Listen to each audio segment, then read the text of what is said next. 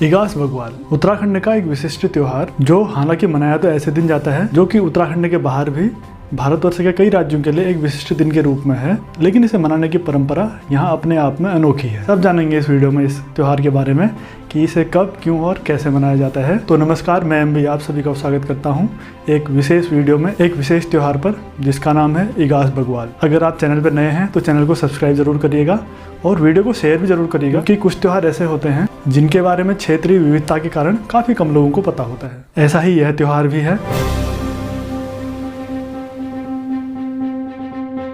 हालांकि इस त्योहार पर एक वीडियो मैंने कई साल पहले ही बनाई थी, लेकिन चलिए दोबारा से जानते हैं इस त्योहार के बारे में विस्तार से। तो सबसे पहले शुरू करते हैं त्योहार के नाम से कि त्योहार के नाम का क्या पर्याय है। तो इस नाम में दो शब्द हैं, इगास और बग्वाल।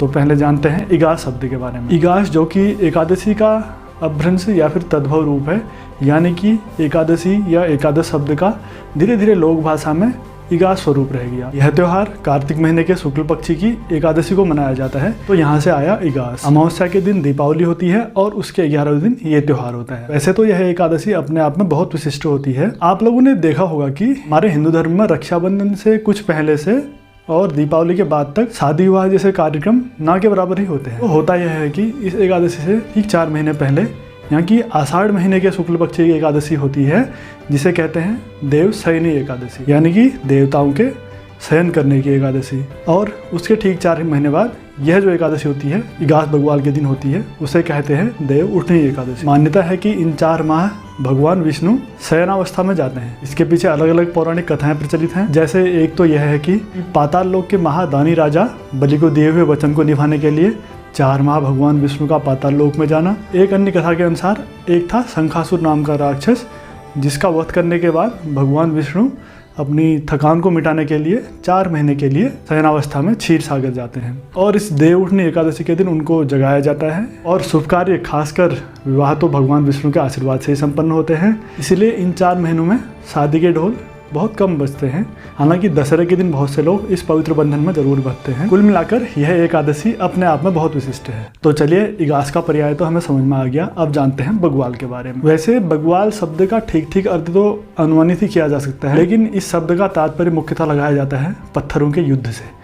देवधुरा की बग्वाल के बारे में तो आप सबने सुना ही होगा। माना जाता है कि प्राचीन समय से ही हमारे उत्तराखंड के साथ साथ हिमाचल आदि अन्य राज्यों में भी ऐसे युद्ध मुख्य युद्ध का अभ्यास करने के लिए होते हैं। जैसे क्योंकि आप देखिए कि पहाड़ों की जिस तरह की संरचना होती है, उसमें पत्थर भी एक अच्छे खासे हथियार के रूप में काम आ सकते हैं अगर कोई आक्रमणकारी बाहर से आक्रमण करने के लिए यहाँ आता है।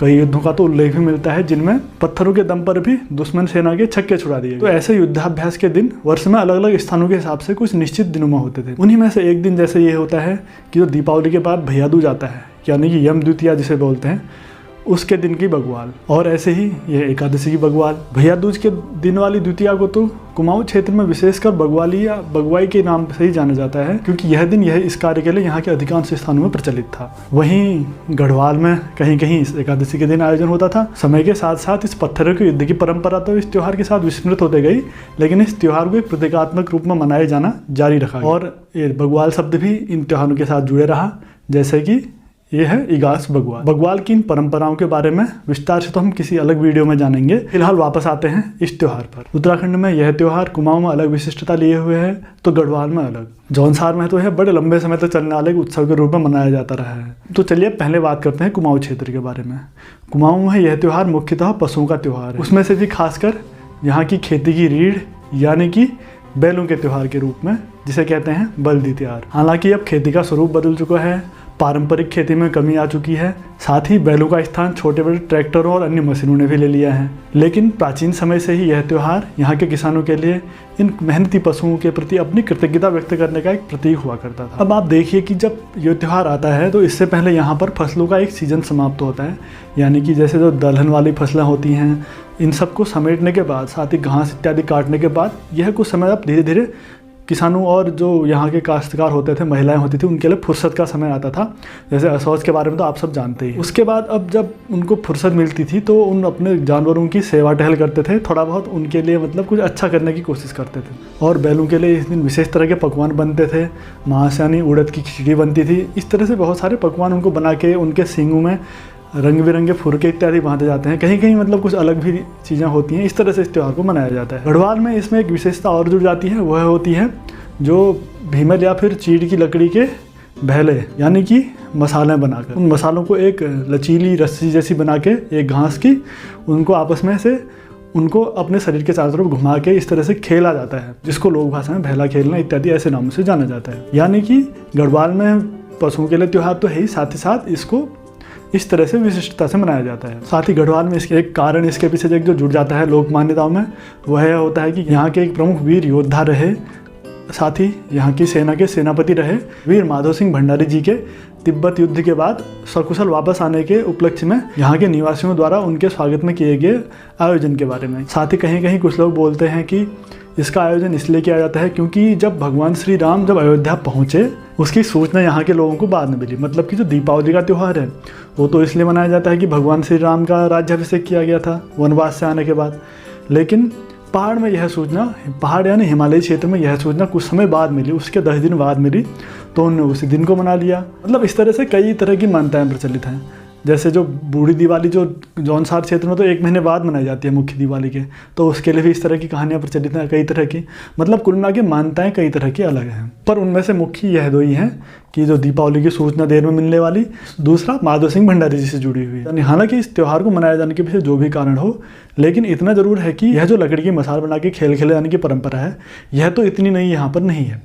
आप कुमाऊं से लेकर कहीं भी हिमाचल तक देखिए तो विभिन्न अवसरों पर इस तरह के कार्यक्रम आयोजित किए जाते हैं, मसाला बनाई जाती हैं। जैसे आप कुमाऊं क्षेत्र में देखेंगे तो देवताओं से संबंधित जो कार्यक्रम होते हैं, नवरात्रे, जागर, बैसी इत्यादि, इनमें इस तरह की मसाल बनाकर परिक्रमा इत्यादि की जाती है। तो वैसी ही कुछ परंपरा यह भी है, लेकिन ये कब से शुरू हुई इसका कुछ इस तरह से हम किसी घटना से संबंध इसका नहीं दे सकते हैं। लेकिन क्योंकि माना जाता है माधव सिंह भंडारी जी से, तो कुछ न कुछ तो उसके पीछे भी कारण रहा होगा कि इस घटना का कारण वहाँ जोड़ा जाता है। तो इस प्रकार इस वीडियो में आप जान पाए होंगे कि यह इगास बग्वाल क्यों मनाया जाता है और किस तरह से मनाया जाता है। इन त्योहारों के बारे में कि क्यों मनाए जाते हैं त्यौहार और कब से मनाए जाते हैं, इनके बारे में स्पष्ट रूप से तो कुछ कभी नहीं कह सकते हैं, क्योंकि यह इतिहास की बातें हैं।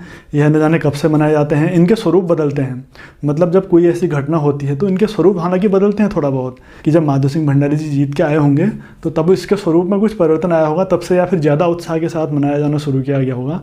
लेकिन तब से यह त्यौहार मनाया जाता है ऐसा हम दृढ़तापूर्वक नहीं कह सकते हैं कि उनके आने के बाद से ही यह त्यौहार मनाया जाता है। तो आप लोगों को वीडियो कैसी लगी ये ज़रूर बताइएगा। इस वीडियो में कई सारे बिंदु, कई सारे तथ्य छूट गए होंगे, सभी तथ्यों को समाहित करना इसमें संभव नहीं था, इसीलिए आप लोग कमेंट करके भी ज़रूर बता सकते हैं कि आपको वीडियो कैसी लगी, जानकारी कैसी लगी, या फिर आपके पास कुछ अलग जानकारी हो और आपके यहाँ कुछ अलग तरीके से त्यौहार मनाया जाता हो तो वह आप हमें कमेंट करके ज़रूर बताएं, ताकि हम लोग, हमारे दर्शक लोग सभी इसके बारे में जान पाएँ। साथ ही आप लोग इस तरह की कोई और वीडियो देखना चाहते हैं किसी और विषय पर, तो आप वो भी हमें कमेंट करके ज़रूर बताइएगा।